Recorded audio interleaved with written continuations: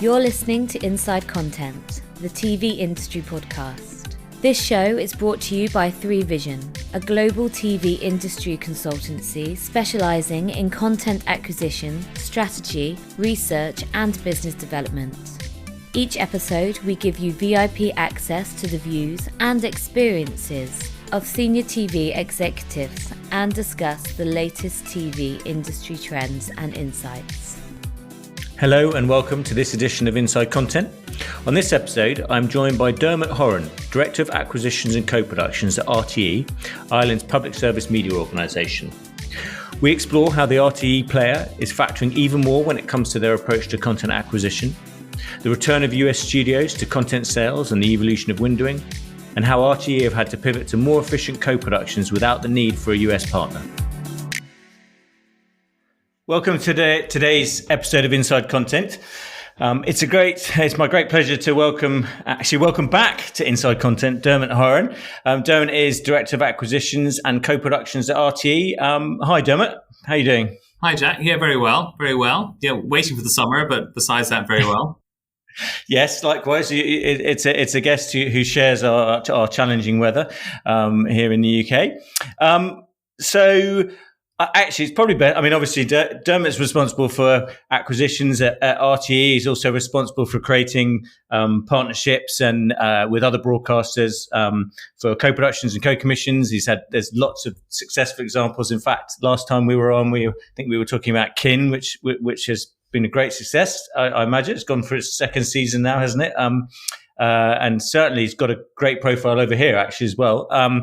But there are plenty of others. But perhaps rather than me do it, Dermot, maybe you could introduce yourself and tell the listeners a bit about your role at RTE.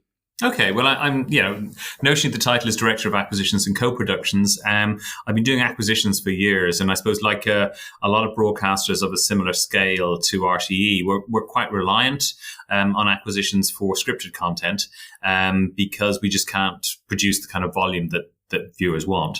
But I think, you're even seeing now with very well-funded broadcasters like the BBC that as they try and grow their players, that you need to feed those beasts, which are the players. And people are watching drama in a very, very different way. So, previously people would wait 6 whole weeks to see a 6-part drama series. And there will be the odd series. Some of our major series like Kin that you mentioned, we will run those over 6 weeks or 8 weeks, depending on how long they are, in the same manner that BBC might run Happy Valley over 6 weeks as an event, maybe on a Sunday night. But actually, most dramas and everything we acquire pretty much after the first episode, we drop the entire series as a box set on the RT player.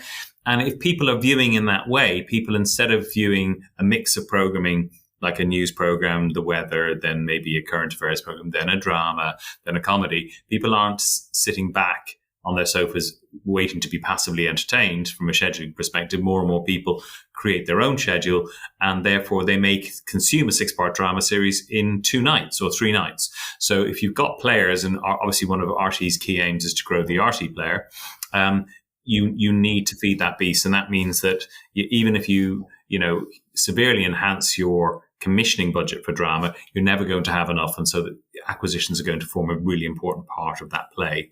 And then with my co-production hat on, I work with our head of drama, David Crean, and we work hand in glove, trying to expand our drama slate. And we have lofty ambitions in our new strategy to increase that substantially further in the coming years as well. And I think the reason for that is that, some of the stuff I buy is great, but it is also on other services. But what is unique to RTE is what we commission, which is our Irish scripted content. And we need to grow that catalogue and be able to rebuy it. And in doing so, grow Irish companies' IP. And so there's a nice virtual circle there of having a unique Irish catalogue on the RT player. So I suppose because I've been in the acquisitions business for years, I had loads of contacts with all the distributors. And so, it was very easy then for me to kind of dovetail into a kind of a co-production role as well, where as well as buying material, I'm also meeting often different people in those same companies, but asking them would they be interested in supporting Irish dramas as well. That's great. There's lots of things that we can explore more there in a bit more detail. I guess I think it would be good maybe to start kind of from the top, just to kind of explore with you kind of how kind of you feel kind of the more macro issues might have impacted your world. Obviously, 2023 has been a hell of a year for a lot of people. Last time we spoke, I checked, was in Feb 2022, which was actually probably a key pivotal moment globally, because shortly after that, it was when Netflix reported their very weak quarterly results, and that led to the kind of the financial pressures, the investor pressures and the complete change in scrutiny on streamers and studios in terms of what they were doing. No longer could they just be given a blank check to chase global subscribers. There's a lot more kind of pressure on them. And that, since then, kind of combine that with all the headwinds that the business have faced through kind of macro environment, cost of living crisis, fiscal constraints, ad market pressures, probably more I'm not thinking of, has kind of meant US media cost cutting, and not just US media, but US media in particular. And when the US kind of catches a cold, everyone suffers, I think is the expression. And I guess in some cases, arguably, like the party was over a bit with some of the kind of the production community, and combine that with the strikes and what overall was a US retreat, kind of leading to what was the burst in that bubble of peak TV, means that kind of that money, that kind of pot of money, was challenged for lots of people in terms of co-productions and financing, but just generally. And I guess all local markets have their own local challenges, but in terms of that kind of world, kind of that US kind of global pressure, that presumably you felt that just like everybody else. Yeah, I mean, there's both threats and opportunities in what's happened over the last while, because yes, you probably reached the peak of peak drama, but actually a lot of those dramas that were being commissioned by the streamers were for their streamers and their streamers alone.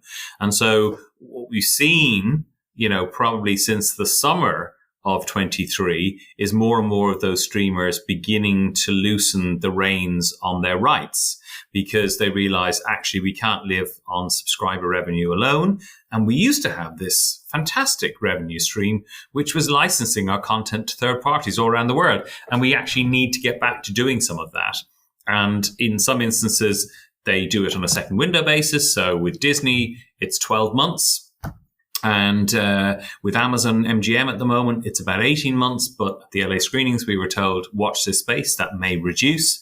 And in certain other instances with Warner's Discovery, it's on a case-by-case basis. They may say, actually, there's a real opportunity for us to license this program, not to put it through the Max business, but to actually sell it immediately on a first window basis. So they're all recognizing that actually they forsook that third-party licensing money in order to grow their services, but that actually post-COVID, when people start spending money on flights and going out to eat again and all the other things that people do normally when there isn't a pandemic, that actually that their economic model was not going to survive on subscription revenue alone. And I think Netflix is an outlier, because maybe their results at that time weren't great, but actually they probably are still by far the market leader.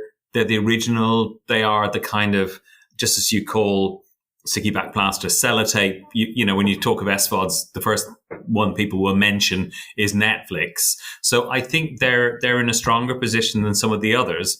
And the others were often were more allied to bring out movies in the cinema, to having their own networks in American television. And so they were more complex, old-fashioned Hollywood studios.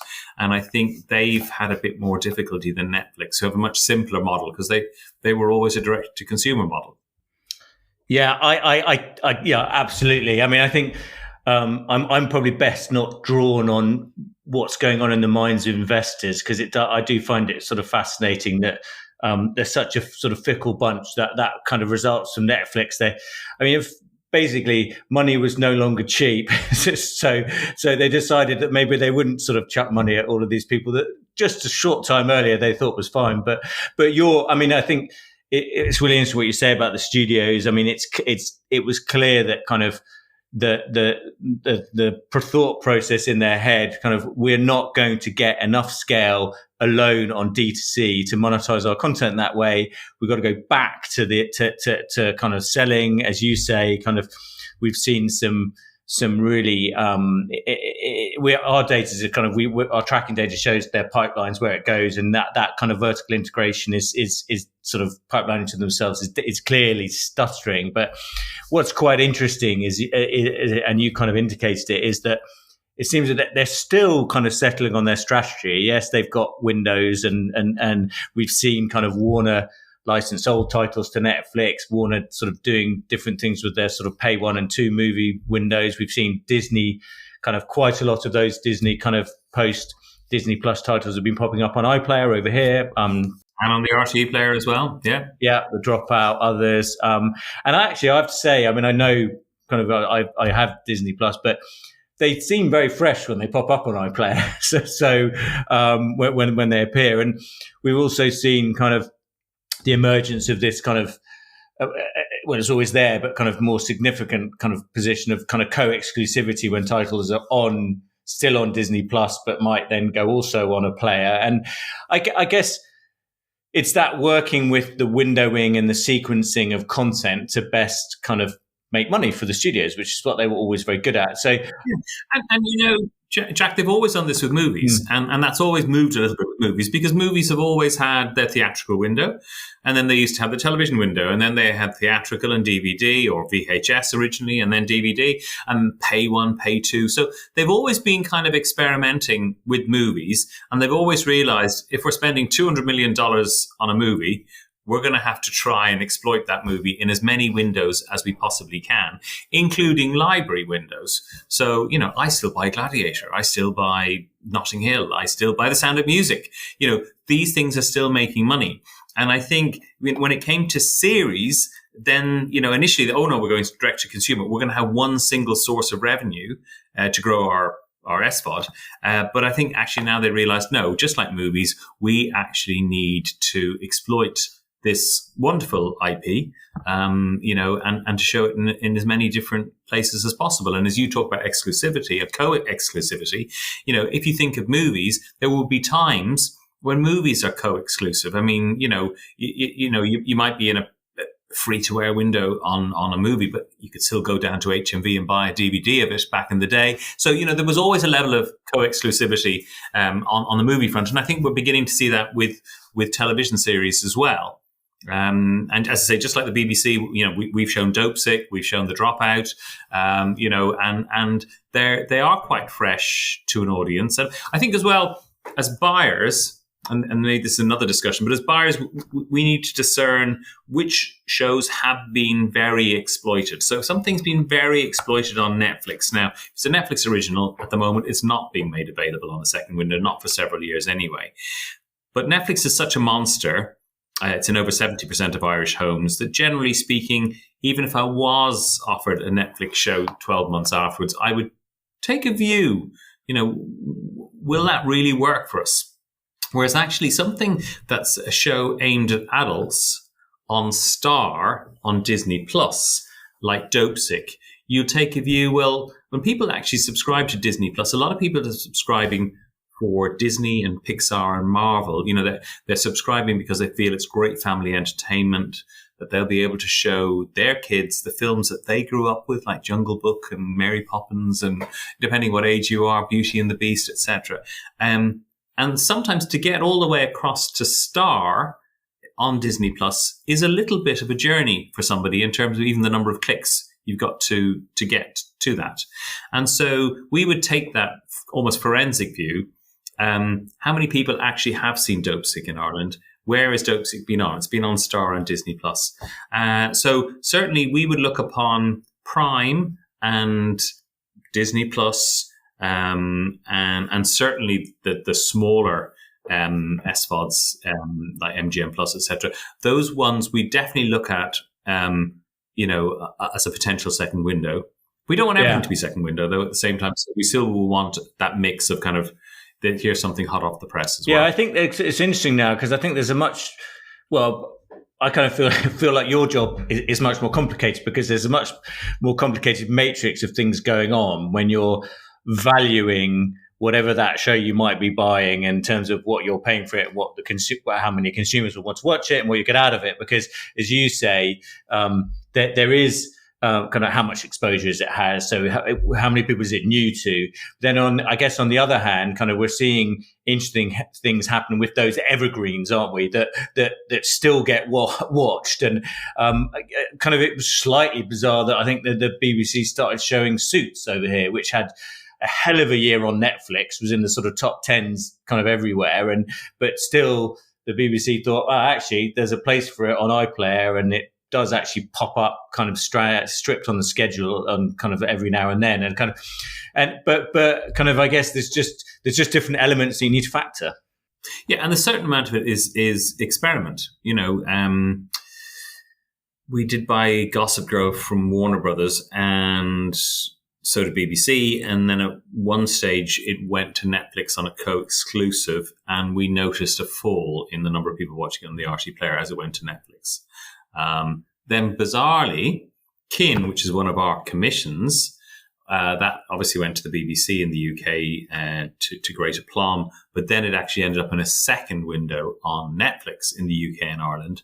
And when it went to Netflix in the UK and Ireland, we got a lift, because maybe Netflix were promoting it again, and then people maybe who don't have Netflix or were watching something else like a football match on RT Player said, oh, I'll watch Kin on the RT Player again. So sometimes these things can cohabit and actually help each other in terms of, publicity. Yeah, I think so. I think we always get little anomalies that pop up that people tell us about, where kind of they've suddenly kind of I guess the art of counter scheduling was something old fashioned, wasn't it?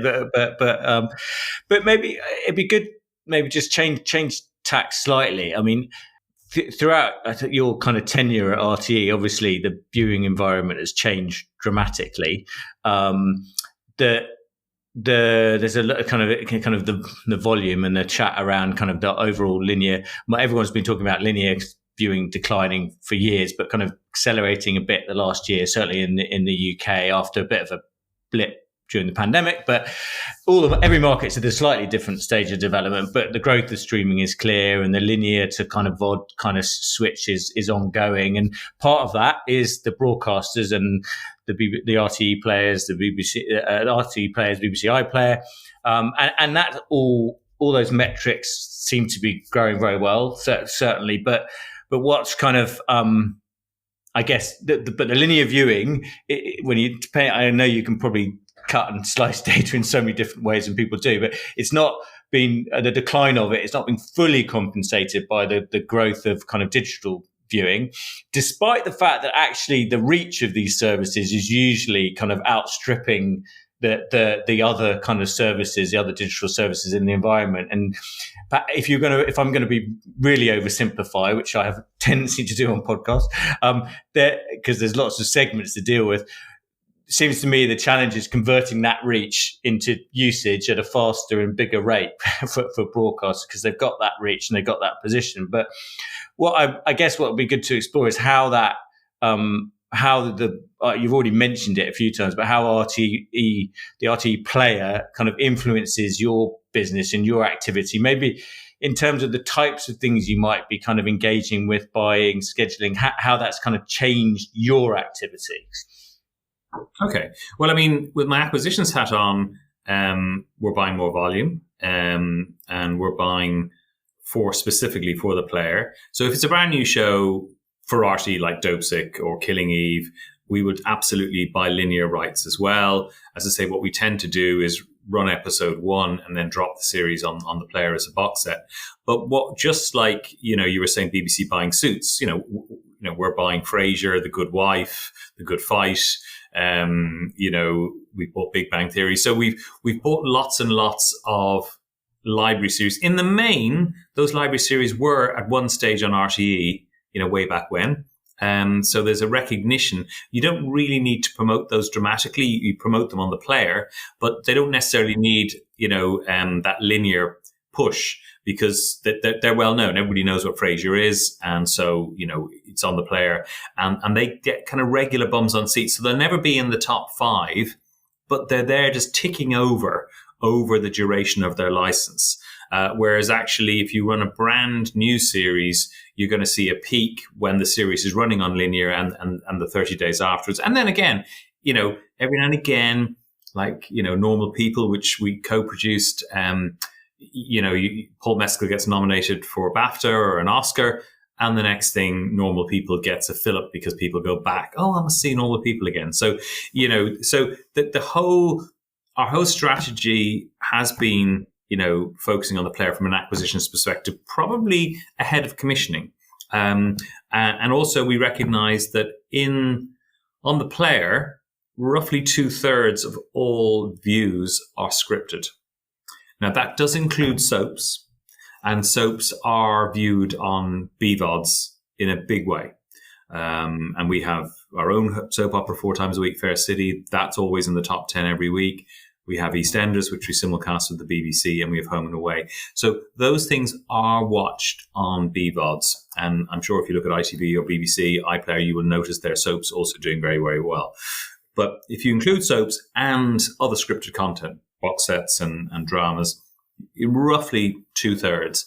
And the balance is made up of probably live sport. So our players are also growing in terms of live. That's another big thing. So I've been looking at the figures over the last week. We're lucky enough to have exclusive Irish rights for the European Football Championships, the Euros, and they are doing stonking numbers on the player because, again, people have stopped having that second and third television in their house.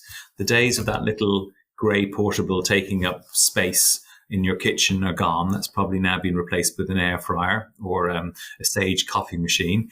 And so now, if you're watching in the kitchen while you're preparing dinner, you're probably going to be watching on an iPad or a phone.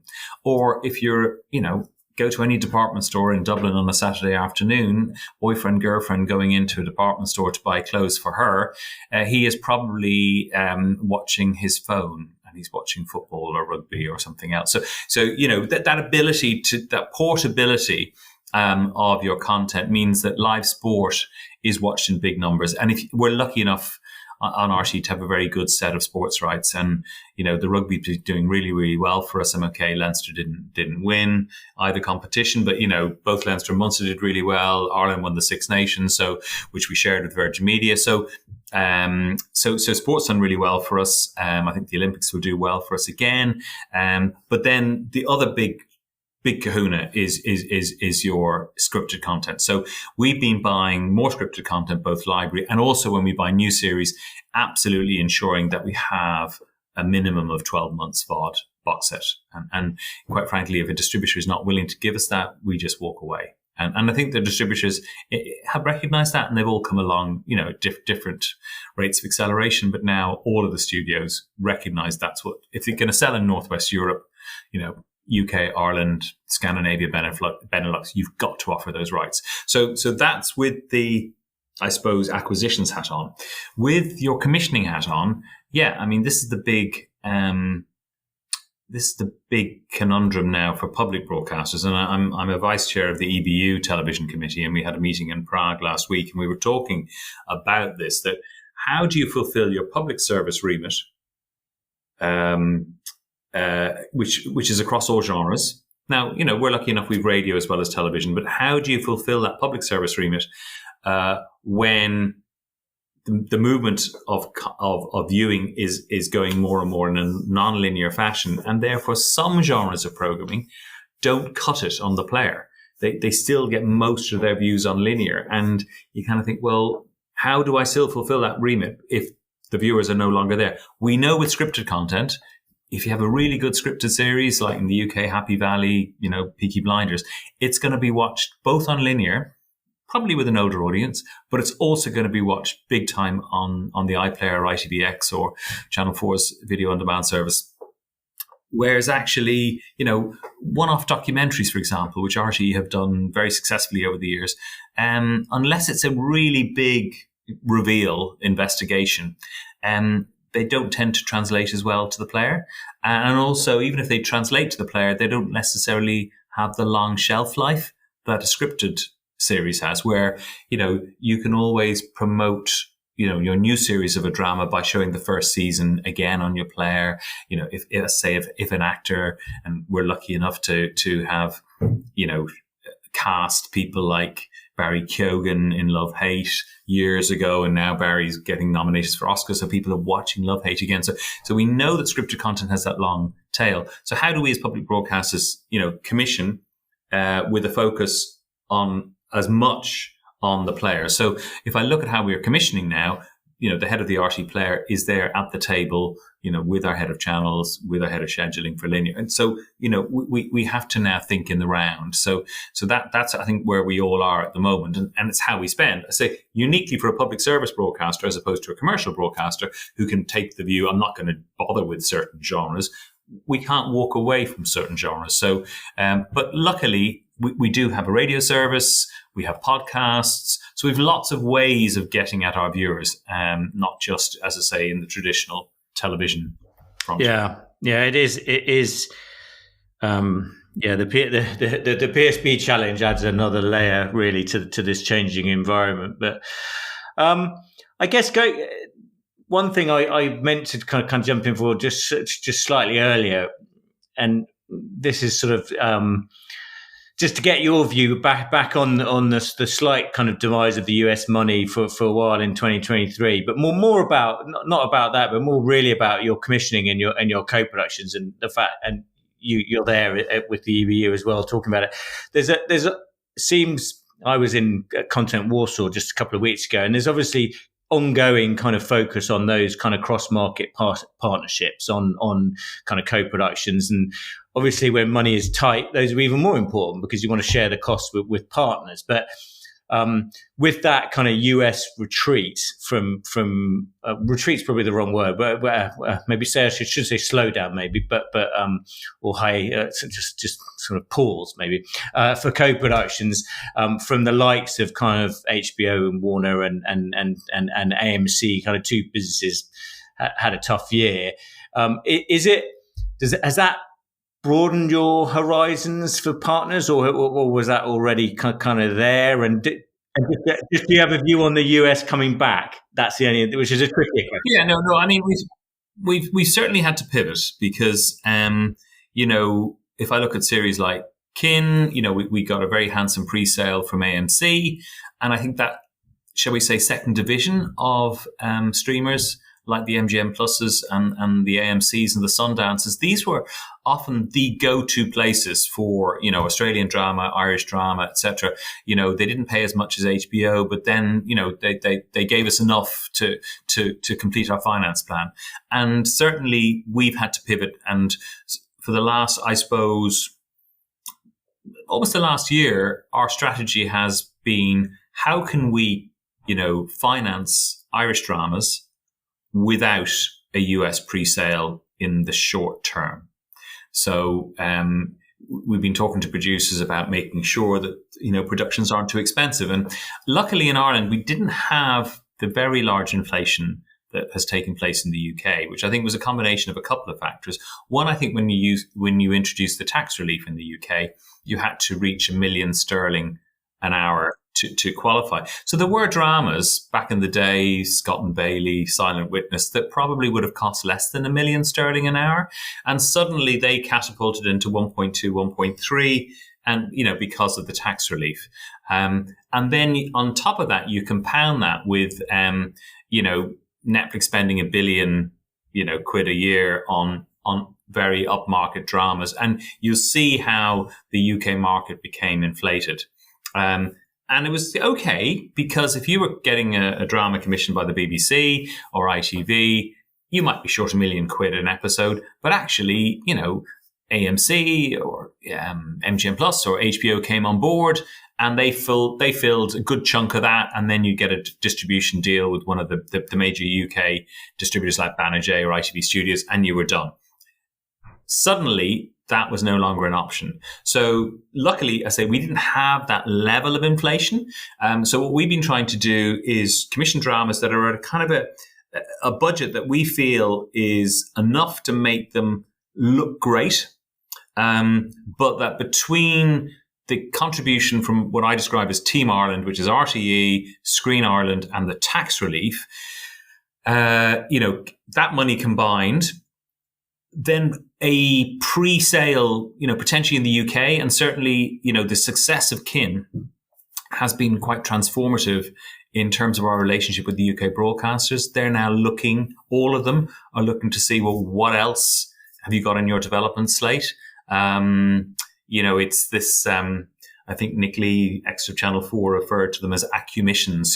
Which are these dramas that we, if you're UKTV or Channel 4, you don't necessarily have to put the same amount of money that you put in to a commission. You don't necessarily need to forensically look at every single rough cut. You want to know the script. You want to know who's in it. You want to get a feel for it, who's the director. But then you're going to leave another host broadcaster, be that ABC Australia or RTE, to do the heavy lifting. But then it'll be really good for populating your players when you're in that interregnum period between two of your strong dramas. So, so certainly, get a pre-sale and then get, a distribution company on board. So a good example would be a show that we're going to launch this autumn called The Boy That Never Was. So The Boy That Never Was is based on a best-selling novel. It is a human drama about an Irish couple who are in Morocco and their child goes missing after an earthquake, presumed dead.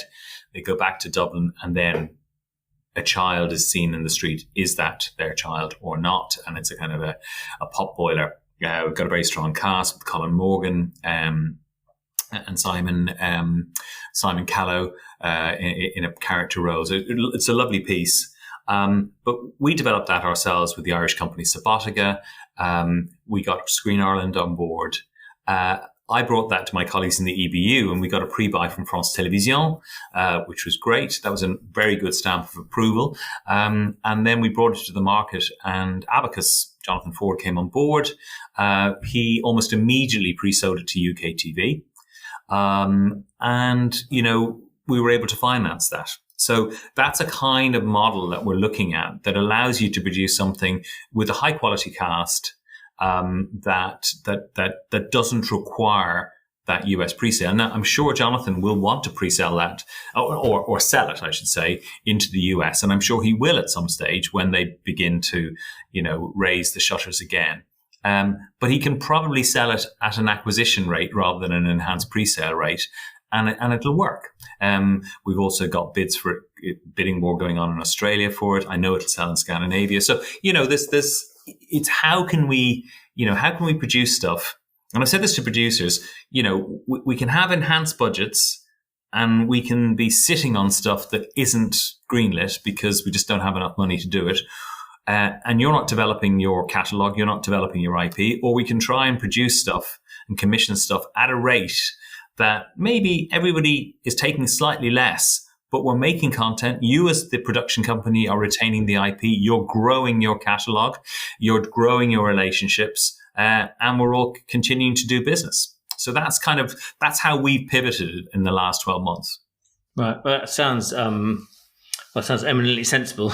And you're right. I think the kind of the inflation here in the UK on shows, not, as you say, probably helped by the HETV kind of stuff. But no, that's great. That's really interesting. Well, you've answered my last couple of really quick questions. What was one of them was, what have you got coming up? And The Boy That Never Was sounds like a good one to look out for. But I guess always like to ask, what surprised you over the last year in success term? Do you have a Baby Reindeer, a Traitors, or a Suits? What surprised you? I guess not. I guess you're involved in it. You don't want to say it surprised you because you always knew it was going to succeed. But have you had any successes?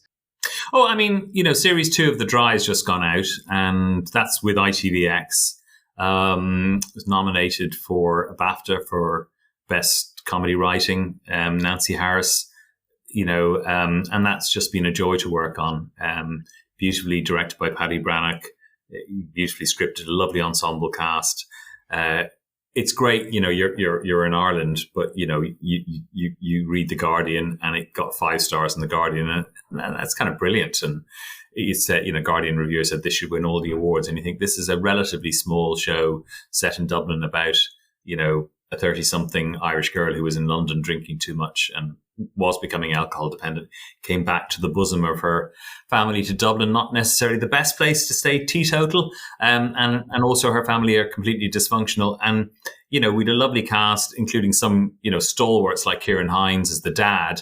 But actually what was very gratifying for everybody was that we cast a lot of really new Irish actors in there, and some of whom are going on to great things. So, Siobhan Cullen, who's also done Obituary for us. She's now in Bodkin for Netflix. And we have Roisin Gallagher, who went on to do Lovers and got nominated for a BAFTA there recently for Sky. So that's been a lovely for us. And the other one, which is recently won the Celtic Media Award for Best Drama, is Obituary.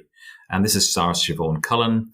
And what's great about this is it's come out of Galway, so it's come out of the west of Ireland. So a little bit like you guys in England, there's this focus on so much is coming out of London. With us, Dublin is the same thing. So this has come out of Galway-based writer, shot in Donegal, and it's about a journalist who works for a regional newspaper, and like all regional newspapers around the world, they are struggling dramatically for viability. And so she's called into her office by the editor and is effectively fired because they can't afford her. But they say, listen, you can continue to operate on a freelance basis, and we'll pay you €200 per article. And she said, but I write the obituaries. And the editor says, yeah. If you give us an obituary and we like it, we'll pay you. And she says, well, what happens if nobody dies in a given week? She says, well, you'll just have to kill somebody. And that's exactly what she does. So it becomes a bit of a Dexter in that she's a serial killer who needs to kill people in order to get paid €200 a week. And it's dark and it's fun and it's regional and it's a co-production with Hulu, which is brilliant. And they've signed up for season 2. And we are about to start prep on season 2, which we'll start filming in Ballyshannon, County Donegal in September. So that's lovely, and it's just there's a lovely pace to it, and it's just different. Obituary will be on Netflix in the UK very soon. Yeah, right. Yeah. Okay, good. That sounds like good watching. You can help me make my decisions on what I watch. Look, that's great, Joe. I think we probably hit time. Thank you so much. Always a pleasure to catch up and hear what you're up to. Hopefully this next month there isn't going to be some significant kind of disaster on the markets following someone's bad results, but we can catch up again soon. Absolutely, Jack. Yeah, and good luck with the cricket season. Thank you very much. Take care. Right. See you. Bye now. Thanks for listening to this episode of Inside Content, the TV industry podcast brought to you by 3Vision. With decades of TV industry experience and real-world success, we know the ins and outs of the market like nobody else. To learn more about our TV consultancy services, head to 3vision.tv.